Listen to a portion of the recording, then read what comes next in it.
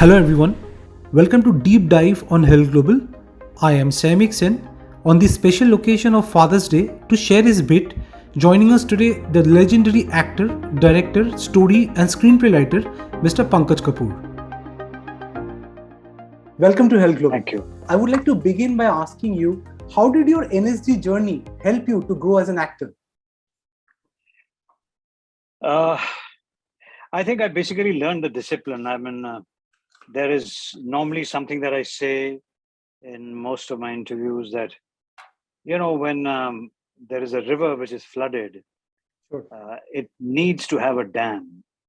And if you put a dam to it, then you can produce electricity and you can channelize rest of the water into a proper canal.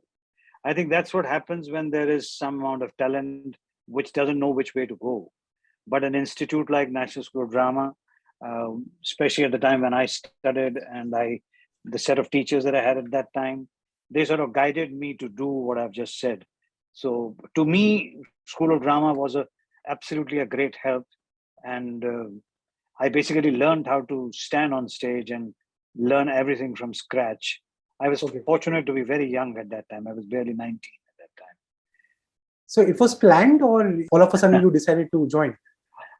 No, I wanted to be an actor, and my father said that you need to educate yourself in whatever field you want to go.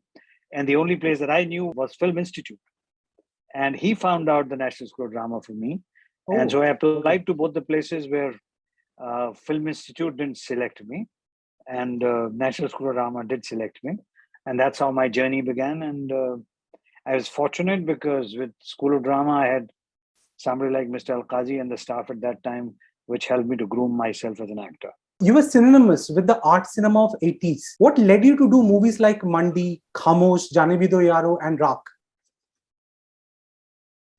I think mostly because when I came from theater, these were the kind of directors one wanted to work with. Unfortunately or fortunately, those were the kind of parts that were offered to me at that time. And that's something that I had to take up and try and do whatever justification I can to those parts at that given time. I'm grateful to those directors and producers for offering me whatever they did at that time.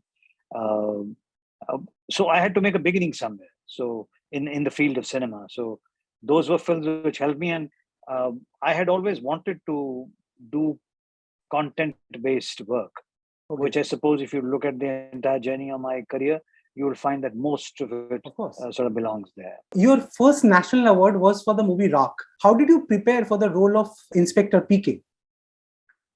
It's very difficult to say how does one prepare for a role. Well, frankly speaking, whatever we have learned, what we have been taught is that everything is there in the script itself. So it is the deeper you dig in the script, the more you ponder over what the director and the writer have written and what they want out of you, that you're able to build the character. I think I remember Aditya Bhattacharya, the director of the film, and also I think he co-wrote the film. He had a desire that I build my arms, that because this guy is a police inspector, so he wanted to see slightly heavier forearms and all that. In those days, it was not very common. So these days, it is a very common thing that yes, unlike today, we are talking of the 80s where this was not in fashion, so to say. So a bit of work was done towards that, but majorly within the script, whatever the script says. And then obviously the guy was a kind of alcoholic, so one had to work towards how that would work out. It's very difficult to explain how you prepare for a role, but yes, you throw yourself onto the script and you consult your director and the writer about various aspects and what you feel about how you can contribute to that given character. And if you're lucky, then the director and the writer agrees with it and you go forward. From Ek Doctor Ki Maut to Jaane Bhi Do Yaro, your characters were always very strong. Do you think there is a dearth of such kind of characters in today's movie or whatever we are seeing right now? No, I don't think so. I think today cinema writing has become so much more superior. It is, in those days, to be honest, if there were 1,000 canvases being painted, one would be lucky to get one. But today, there are so many of them which are being written, and I really appreciate today's writers and directors and how Indian cinema has shaped and changed its face, even the so-called mainstream cinema, the content has become very important. The storytelling has become very important. What you're saying through the film has become very important. I think those are matters which over the years directors and writers have recognized, and therefore I don't think there is dearth. It's a question of who's lucky to get that part in today's time. That's what I would say, because writers and directors and producers also look at the commercial aspect of it as to how Sure. will they make a film, because filmmaking is there's a certain cost involved with this. So they look at the age group, they look at the character that they are writing, and then take it forward accordingly. But there is no dearth, I would say. In today's time, there are many, many more characters being written as compared to the times when I was working, in the times of Dr. Ki Maut and Rak and all these. I mean, we could get one part in maybe 5, 6 years and feel lucky about it. Let's talk about television. You rule Yeah. television with shows like Karam Chand, Office. Okay, so if I ask Mm. you one role which is very close to your heart, which one is that? See, it's actually this is a question which has been asked to me about my cinema performances also. So for a father, it's very difficult for him to choose which child is his favorite. But if you want to ask me about television, I can definitely say a not maybe not greatly known work of mine, which is called Neem, which Okay. was telecast on the national this. That was a difficult part to do, and that was a very interesting story written by Rahima Raza. I think that has a soft corner in my heart, but I must also confess that I equally enjoyed the humor and the comedies and the social satire and Office and Zaban Sambal Ke and Kab Tak Pukaru, the seriousness of Kab Tak Pukaru, or the Philip Stockton, the humor of that, the mad humor of that. So True. Lifeline, I mean, all the work that I've done in television. But I was forced to do that work, I must confess here, that because I was not getting the kind of parts that I wanted in cinema. So I Okay. chose to do television at that given time because television was offering me those kind of parts so that I could, as an actor, feel a little more satisfied with what I was doing at that given time. Specifically, if I ask you, what you used to look at in terms of choosing the script? I think the script and the character that is being offered to me. You've received critical acclaim for playing Dr. Dipankar Roy in Ek Doctor Ki Maut. How was your experience working with Mr. Tapan Sinha? Great. I think Tapanda is one of the finest directors we have had in our country. A very warm human being, a great person, really a great person. And he is one of those directors who I love working with because he creates an atmosphere for you Okay. and he lets you do what you want to do. And at the same time, if you are overstepping, he would just gently come, gently, I'm using, a thorough gentleman, absolutely, gently would come and point it out to you as a director that maybe you could look at it like that. So I completely had a wonderful time working on Ek Dr. Kimon, also because of my co-actors and also because of Tapanda being such a refined man and such a fine director. You have worked with Shahid Kapoor in Jersey, Mausam, Shandar. How is his style of acting is different from yours, according to you? Well, I haven't analyzed his style of acting, but I only know that he acts well and he's a very good actor. In his age group, he's probably one of the finest actors our country has today. And he must be having, I've never asked him how does he work, uh, how does he prepare for a part, because I have always felt that um, the younger generation knows much more than you do, and they have their own means of reaching out to what they want to do. And you, as a parent, should never interfere in that. Should sit back, look at them, learn from them, and admire what they are doing. There must be some kind of learning which you passed on with your experience. I really can't say that is a question that you should be asking Shahid and my other children. Okay. Yeah. Okay. What is your inspiration behind writing the novella Dopehari? I think what happens is when it was written, there was no great idea in my head. I'll be forthright and honest about saying this. I just wanted to write a story.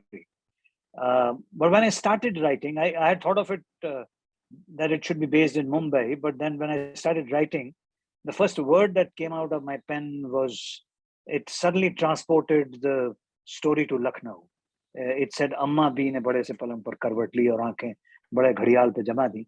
And the Okay. story went to Lucknow. The idea was to, now that I analyze and I sit back and I reread it and have addressed it many a times and I performed it many a times, reading it out to my audiences. one tends to forget one's grandparents, though we are much in love with them, and we recognize them as grandfather, grandmother, maternal grandmother, maternal grandfather, paternal grandfather. But we forget that they have an identity of their own. And here in this particular novella, to me, the whole idea was of a lady in her mid 60s who is past her prime, Okay. who has always lived like a rich housewife, probably, has had no recognition other than being Mrs. So and so, or the owner of this particular thing, which she probably might have got from either her father or from her husband, recognizes her own worth even at the age of 65. Now, I must point this out that even before there was talk about girl child education and stuff like that, this Yes. novella was written somewhere close to 1990. Okay. So it's been a long time that this was written, and this awareness or this thought was there in my head that this should be addressed, Wow. that we should not just call them by only the names given by society, but True. recognize their worth in a different way. And in this particular novella, if you get an opportunity to read it, please do. You would Definitely. realize that Definitely. in a very normal course of life, by being a good human being, by just trying to overcome her loneliness, and by being nice to somebody, she recognizes that she herself is worth something, which I think is a wonderful thing for somebody in their 60s, especially for a woman in her 60s, to realize. So this is a very close novella to my heart, because as I said, that if we all of us do love our, which all of us do love our grandparents, then we should be able to see something more than just that one name that we give them. So you mentioned about your father being supportive when it comes to you joining NSD. So what kind of influence did he have on you? I think I am a fan of my father, to be honest. I think he was a great human being, a great person, a saintly personality, a highly educated man, highly emancipated. Imagine in 1973, in a small town like Ludhiana in Punjab, a boy of 18 gets up and says that I want to become an actor. He's son of a professor in a college who finally retires as a principal. A kind of middle class family, unheard of. But here is a man who says, I'm so proud of you that at such a young age you have decided what you want to do. But then he gave me this guru mantra, I would call it, that beta, in case you want to become one, you should find out whether it is the glamour of the industry which is attracting you, or do you actually have the talent to be an actor? And for that, go and give interviews and get educated in the field you want to go. I think that was like an amazing pathway that he had led me on. And then when I went to National School, he found out, as I said earlier, he found out that there is an institute called National School of Drama where you are taught acting. And that put me onto the right path. And he supported me through and through. I mean, I don't think one in a million in that circumstance would go ahead and tell their child to proceed with the desire and the ambition that the child has, and support them through their lives. So, though he's no more, but hats off to my dad at all times. I mean, 1973, it's hats off, actually hats off to him. I mean, it's amazing, Yes. like, the kind of thought process he had at that point of time, actually. Since, this is in terms of the Father's Day, I wanted to know what kind of father would you consider yourself? A next generation father, a traditional father, or a mix of both? I think a bit of both. I mean, I'm more of a friend to my children than a father. But there are times when I expect them to be my children. But mostly, I'm more friends with my children. I like discussing anything that they want to. I never dictate anything to them. I never tell them do this. I mean, this is also something that I got from my father. That let them do what they want to do and how they want to do, and be a support like a rock as and when they need you. So we are more like friends. We can talk about any subject. Rather, I am open to the idea of actually learning from them at times, especially the latest electronics and things like that. I'm not very well versed with that, but they are very well versed with that. For instance, my elder son Shahid, he's well versed with the way the industry works, the way commerce works, the way today's world cinema works. So his knowledge about all that is a lot more than mine at this given time. Probably I had good enough knowledge when I was his age. So I have taken a kind of back seat. So I'm looking at them providing me this knowledge, etc. And sometimes them even guiding me, saying that, Dad, why don't you do this? Why don't you do this project? Why don't you look at something of this kind? And I'm very open to that because, as I said earlier, that I feel something that my father said again. He was a professor, so he said, I love being a professor because I'm always with the youth. So I'm abreast with the latest. So I would like to keep that with my children at least, that they can provide me with today's information and keep me young and informed about what is happening today. So as I said, it's a combination of the two, but more friendly than fatherly, I would say. But definitely you have your own legacy. There is no two ways about it. Do you advise Shahid on his professional choices? No, I don't. No, I don't. As I said, that I have this is also something that I learned from my father, where he said you can come and discuss it with, but the decision has to be yours, because you should feel responsible. If you get success, you should feel responsible. If you feel that there has been any kind of loss, you should know that the mistake was made, how to improve upon it. You should be able to own up to whatever decision you have taken. So don't be in a position to say, so and so said this, which is why I did this. So and so said this, which is why I did this. No, take a decision of your own, which also makes a man out of you, I would say. So your daughter Sanah has appeared in the movie Shandar along with Alia Bhatt and Shahid Kapoor. What was that one advice you gave her when she signed up for it, if there was any? I mean, one of the things is that she did not tell anybody that she is my daughter or she is Shahid's sister. So she did an interview or audition or whatever on her own and was selected on her own. Okay. So there has not been any advice, but they've been with me all these years. So obviously they know what they need to do or what they want to do. And as I said, that I believe the younger generation is far more intelligent, far more there. So they know much more than I do. And as and when required, I am always available if they need Of me course. for anything at all. So my only advice, if at all, I say is go and do it and prove your talent to the world. That's it. So your younger son Ruhan is also an aspiring actor now. So do you encourage Yes. him to take up acting classes, or you ask him to be like a spontaneous actor? See, the thing is that, as I said, the younger generation knows much more than what I know as to what they want to do. So he, on his own, decided to train himself in an acting institute in London. So he went there, he Okay. studied there, he took the experience of being an actor and educated himself over there.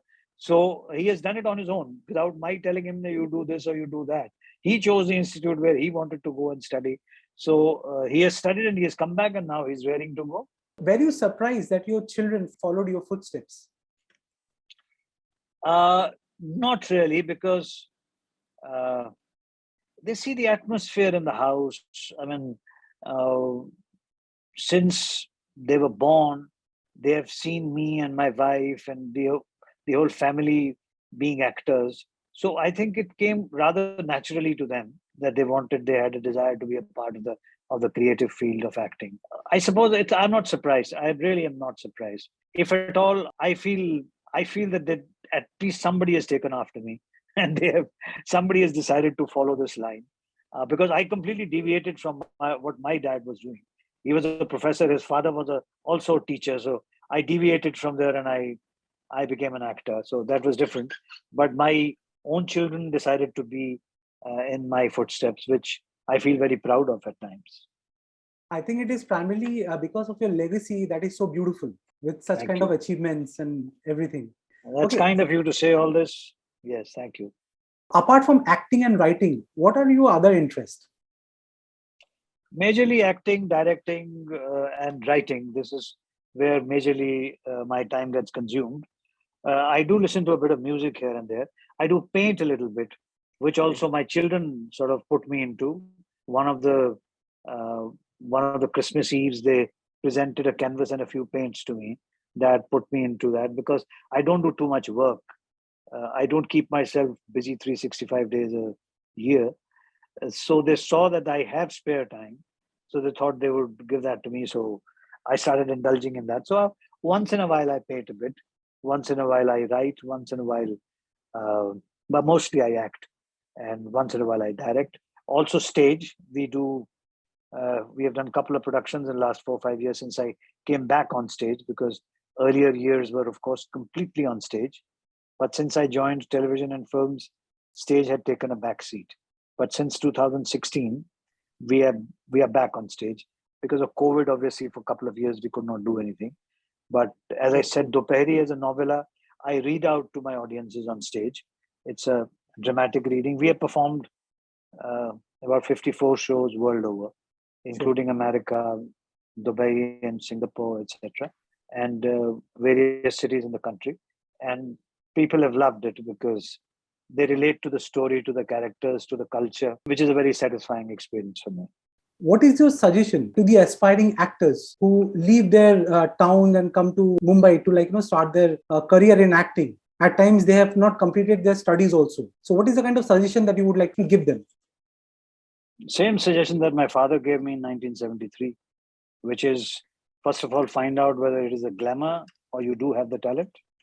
Second is, if you are genuinely interested in acting or in the field of arts, educate yourself in it, so that after getting educated, you are aware of what to do, what not to do, and how to do, and how to follow. Obviously, you will have to create your own journey. You will have to create your own path. But at least a basic education is provided to you, which can take you forward in the field in which you want to come. But if you just want to run away from home without getting educated and come and work in this field, I individually will not recommend that. I would say that, first of all, hone your talent, become good at it, and then come into the field, into the market, to be an actor or to be any other part of the industry, whichever part you want to be. And it is a lot of hard work, a lot of education of a different kind is required. So if your basis is ready, it will be helpful to you to carry yourself through the years, that, especially if you want to stick around for long, many years, then you need to be educated. Okay. Thank you so much for taking out this time. It was very enlightening talking to you. And honestly, it was lovely talking to you. Thank you so much. Thank you, sir. Thank you so much. Thank you. I appreciate it.